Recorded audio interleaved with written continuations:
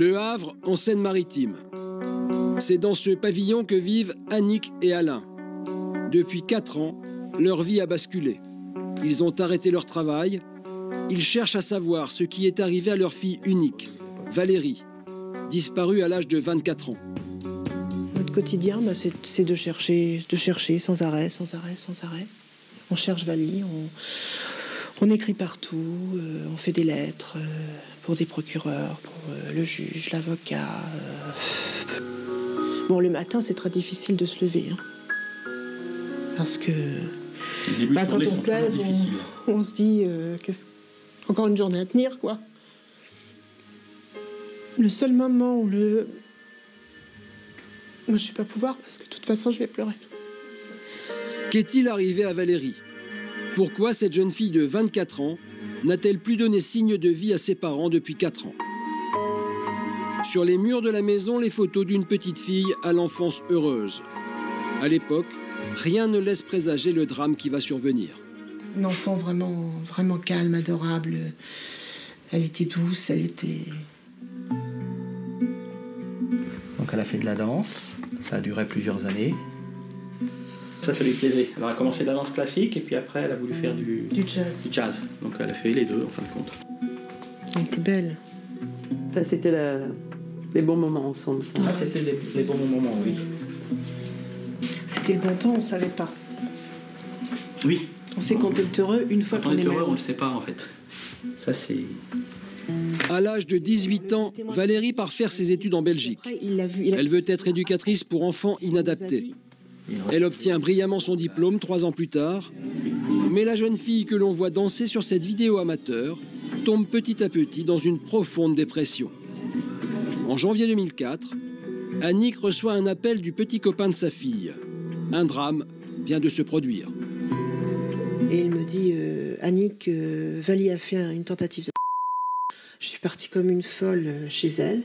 Le peu de chemin que j'avais à faire, je me rappelle, j'avais plus de jambes. J'avais l'impression que j'avançais pas, que je pourrais pas.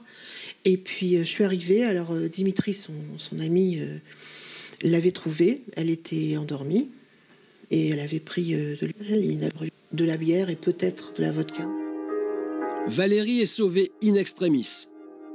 Pour soigner sa dépression, elle est placée dans un centre de santé mentale au Havre. Et là, son état se dégrade. On avait décidé d'aller la voir 1 fois sur 2 pour ne pas l'inquiéter. Mon mari donc avait commencé, c'était le mardi, il revient et mon mari n'est pas un inquiet, hein, c'est de nature, il est pas. Et il me dit Valérie ça va pas, il faut l'enlever de là, il faut lui faire signer sa décharge.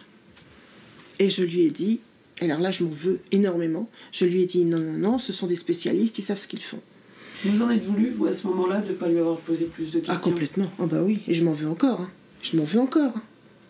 Mon mari me dit souvent, surtout, je m'en veux de pas, effectivement, le mardi, de ne pas l'avoir retiré de là. Sortir. Ah, ça, et ça, mon mari pourrait m'en vouloir aussi, parce que lui, il l'avait proposé, et moi, j'avais dit non. 4 jours plus tard, le 19 février 2005, alors que Valérie doit quitter le centre pour passer le week-end en famille, elle disparaît. Où est-elle?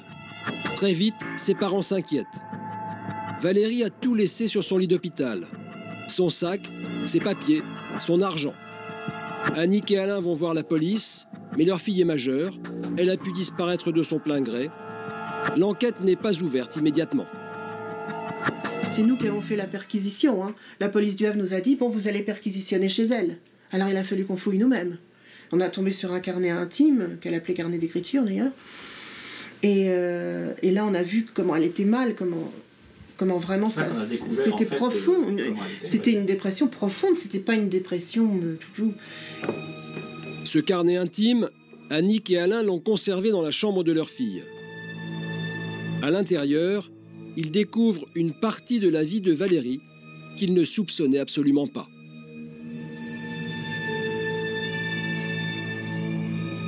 Elle relate des violences qu'elle a subies de son ex-ami belge. Elle explique qu'elle l'a quitté.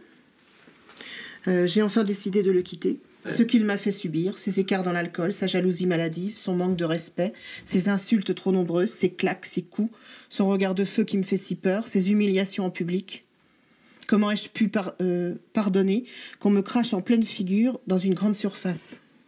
Subissait des violences de la part de cet homme. Et ça, on ne le savait pas. Ça, on ne le savait pas, bien entendu. Ça a été une piste pour vous, cet homme-là? Non. C'est une piste. C'est toujours une piste. C'est toujours On une n'a piste. pas la preuve que ce soit quelqu'un de très clean. D'autant plus qu'il y a un motif de vengeance, finalement, de la part de ce gars-là. Bon, elle l'a laissé tomber. Elle a claqué la porte. C'était pas le style à se laisser marcher sur les pieds. Non. Il la harcelait tout le temps. Elle avait changé de portable au mois d'août à cause de ça. Valérie aurait-elle été enlevée par cet homme? Serait-elle séquestrée quelque part? C'est l'intime conviction de ses parents. Mais cette piste ne donne rien. Annick et Alain commencent alors à chercher dans d'autres directions. Ça, son dossier, c'est ça. Alors ça, c'est tout ce que nous, on a fait. Voilà, les photos qu'on a pu utiliser. Bon, il y a tout ça. Il y a toutes ces... Vous avez jamais perdu espoir? On essaye. Ou alors On s'accroche très furtivement, Voilà. en fait, oui. Moi, de toute façon, je la sens pas morte. Je peux pas. Au mois de mai dernier, 4 ans après la disparition de leur fille, Annick et Alain publient un nouvel avis de recherche dans la presse locale. Et leur obstination va payer. Et suite à cet avis de recherche, il y a le numéro de notre association et un témoin se manifeste au siège de l'association. Quelqu'un aurait reconnu Valérie sur le journal. Le témoin dit qu'il l'aurait vue 2 jours plus tôt dans un supermarché discount à 30 km du domicile de ses parents. D'après ce témoignage, Valérie semblait effrayée et inquiète. Annick et Alain vont alors se poster chaque jour sur le parking de ce supermarché, dans l'espoir de retrouver leur fille. Donc on est resté 8 heures par jour. Comme ça. Bon, on mettait ça quand même. Et on a attendu. Sans rien voir. Et puis bon, au bout de 2 semaines, on a arrêté parce que on ne pouvait pas passer toute notre vie non plus là, ici. On a fait le marché, on a interrogé les exposants, les clients. On a fait 3 jours d'interrogatoire. Valérie aurait-elle disparu de son plein gré pour changer de vie? Ce qui est sûr, c'est que d'autres témoignages sont parvenus depuis le mois de mai. Ils confirment eux aussi la présence de la jeune femme dans la région. Le dossier est aujourd'hui aux mains de la justice et la grand-mère de Valérie reprend espoir. Mais je pense sans arrêt, forcément.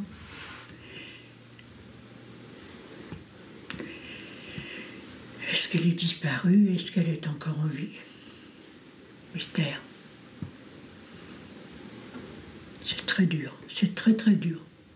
Je souhaite ça à personne. Et puis voir mes enfants comme ça malheureux, pour moi c'est encore plus dur forcément. Prendre soin de moi, je peux pas.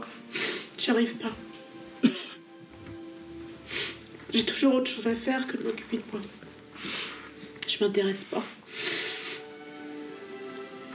Vous êtes toujours vivante aujourd'hui, Annick? Non. Non, je le dis beaucoup à mes anciens amis, mes anciens collègues. Je dis souvent, la Annick que vous connaissez, elle est morte. J'aime pas la personne que je suis devenue.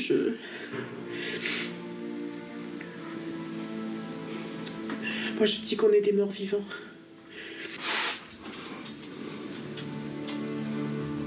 Donc on allume une petite bougie et puis ça, on la laisse s'allumer une petite heure et puis on l'éteint et puis on l'allume chaque soir, quoi. C'est une façon de de simuler sa présence, on va dire. Ou de l'appeler. Moi c'est comme ça que je le ressens. Alain et Annick gardent toujours l'espoir de retrouver leur fille. La police a lancé des recherches. Ils attendent beaucoup de ces investigations.